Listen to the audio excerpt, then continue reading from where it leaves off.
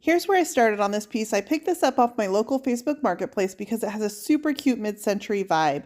I started off by bringing it home and taking off all the old hardware. It's not even matching, so I know I'm not going to be reusing this.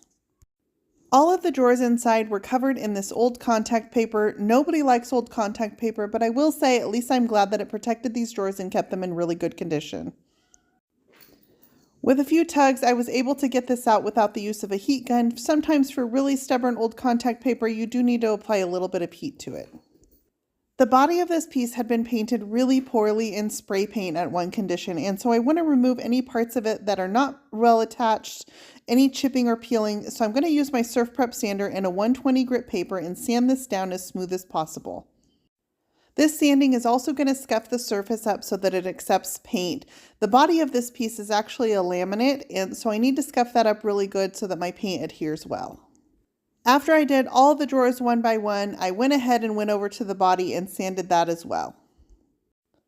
My goal on this body is to add some texture to that existing finish. This is going to give some tooth for my new paint to bite onto that glossy surface. This old paint finish is actually pretty well attached, so I'm able to leave most of it on the body, and I'm just going to go ahead and add some primer and paint right over the top of it. After this really thorough sanding, I came back and gave everything a really good cleaning and then rinsed it away with some water. Once I'm done with this, I'm ready to start building up my new finishes. I generally avoid pieces that have previous paint finishes on them, but this wasn't the worst of them. With just that scuffing and the light sanding and then a cleaning, I'm able to just put paint over the top of this, but always inspect your painted finishes to see how much repair work is going to be needed before you can paint over top. I'm now going to use a microfiber roller and just roll on a coat of primer over this entire dresser. This is going to do two purposes. It's going to give me some bite for my paint to bite onto. It's going to cover up that old black paint and give me a uniform base coat to lay my paint on so that you don't see the variation between the black and the wood. This is also lightening up my base so I can use lighter colors over top. With that black finish, it would have taken me a lot more paint to cover that up, especially with the textured finish that I intend to do. So this white gives me a nice clean base to paint on. This foam roller makes quick work of getting this primer on. It was really easy, so I'm really glad that I went ahead and took this step. If I ever question a piece, I'll go ahead and lay a coat of primer on just because I like laying paint on top of primer. Primer takes paint really well. It gives me a beautiful overall finish. So if I'm ever in question, I do go ahead and go with the primer. So for this finish, I'm actually going to pull out 4 containers of paint that I used on another recent paint finish that I did with Annie Sloan. These are 4 custom color mixes. I didn't end up needing them all for my project, so I'm going to use them on this, only I'm going to use them on texture as texture mediums this time. So I'm going to go ahead and add just a little bit of salt wash to my 4 custom color mixes. This is going to make them texture mediums. This is a great way to reuse old custom color mixes that you don't have enough of to put in a container, but you don't need them for your project. Just adding a little bit of this salt wash thickens them up, and then I'm going to scrape them over my surface to give a little bit of interest to this flat front. You can add as much or as little of the salt wash as you want until you get the consistency of your paint that you're after. I start with a little bit and I can always add more. You can't take it away, so I recommend mixing slowly. And in this case, I want it to be a little bit chunky. So the more you stir, the more smooth your formula is going to be. This one I left with a little bit of texture in it.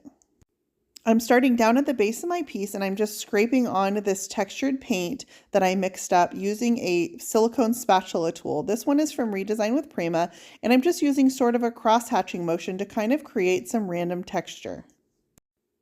I'm starting with my darkest color down at the bottom, and I'm going to start going towards my lighter colors as I go up towards the top, and that's because that sort of mimics the paint finish that I plan on this piece, and that way my colors underneath will also mimic the final colors that I'm going to use over top.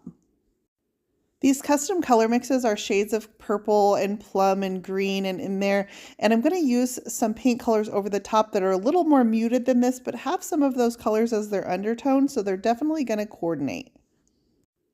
So this old paint is doing double duty. It's going to give me the texture that I'm after. It's also going to peek through in some undertones and add layers to this finish. This is a really great way, you guys, to use old paint that you're not sure what to do with. I'm going to repeat this same gradation of color, starting with the darks at the bottom and moving up to my lighter tones around all three sides of my piece. The top I'm just going to use my lightermost shades on, and that's because the piece is going to get lighter as it goes to the top, so I'm going to keep that top in just those lighter tones. There really is no rhyme or reason to these brush strokes. You can use all different kinds of motion with your hand to get different kinds of texture. This is going to kind of look like a concrete texture when I'm done with these random cross-hatching patterns using vertical and horizontal strokes with this silicone brush. With the texture additive mixed in, this is going to take a little bit longer to dry because it makes the paint extra thick. So after I get all this texture on, I will need to let this dry fully overnight before I come and start adding any paint over top. My goal here is really just to use all of these paint mixtures that I have, and so I'm going to keep scraping it on until I don't have any more left in my bowl. Once I have this darkest color scraped on, I'm going to go to my next lighter color. So the darkest color I started with is actually a mix of aubusson blue and emperor's silk from Annie Sloan. My next mix is a mix of emile and aubusson blue. All of these color mixes I did for another project, and they all include aubusson blue in the mix, so they're all going to coordinate with each other. So now I'm coming up with my next lighter color. I'm going to overlap it slightly with that dark plum tone on the bottom, and I'm just going to repeat this process.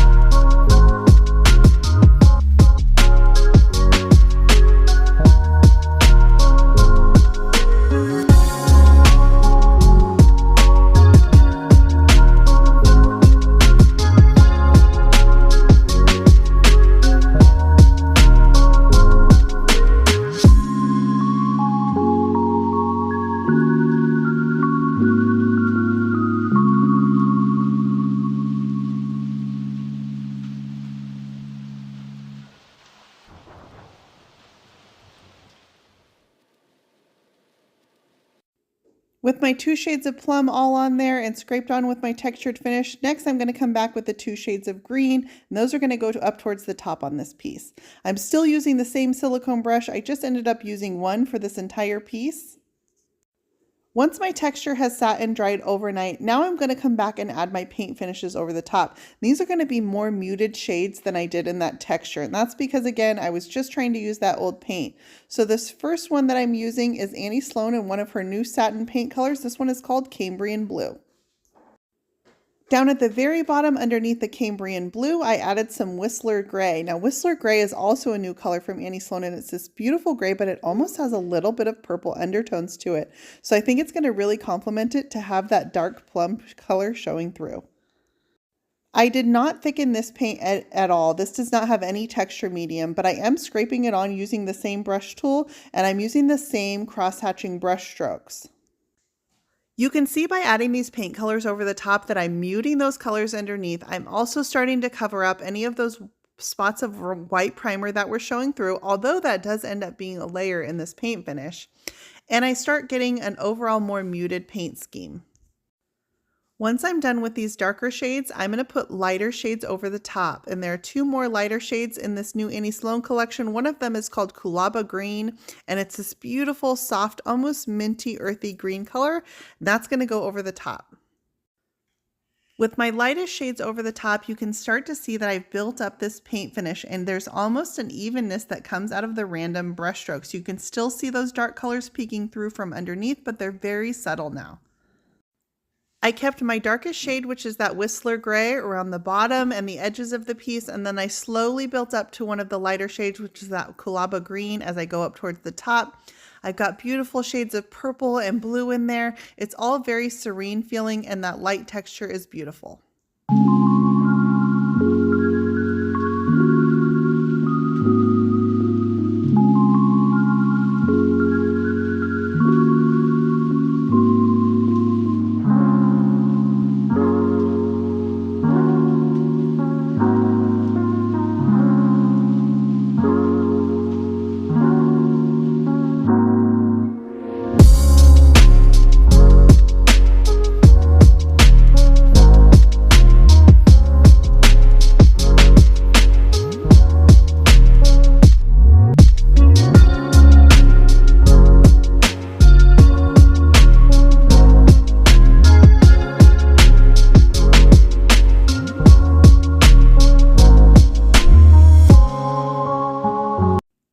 My final step on this is going to be to add a little bit of clear wax. So I'm just going to massage some Annie Sloan clear wax over the top of this. I'm using a brush, and I'm just going to make sure that I get into all the crevices of that texture to go ahead and seal it. I'm going to let this wax set up for just a few minutes and then come back and buff away, and it's going to give me this beautiful, soft, smooth texture. After the clear wax, I did decide to shade in just some of those edges where that Whistler gray is to make those slightly darker, so I added just a little bit of black wax right along the edges as well. The wax serves to protect my paint, but it's also going to deepen up those paint colors, not only the ones I put on the top, but also the ones that are peeking through from underneath, and you're going to suddenly see all the vibrancy of these layers.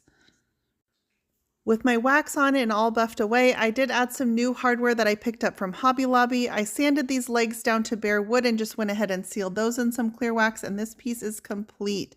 Guys, I really enjoyed this use of using some old paint, making sure that I never throw anything away. This piece came out beautiful. Hope you guys enjoyed this video. If you did, please click that subscribe button. You can find links for everything I use in the description for this post. And as always, you can find more Brush by Brandy on Facebook, Instagram, Pinterest, and YouTube, and on my website at brushbybrandy.com.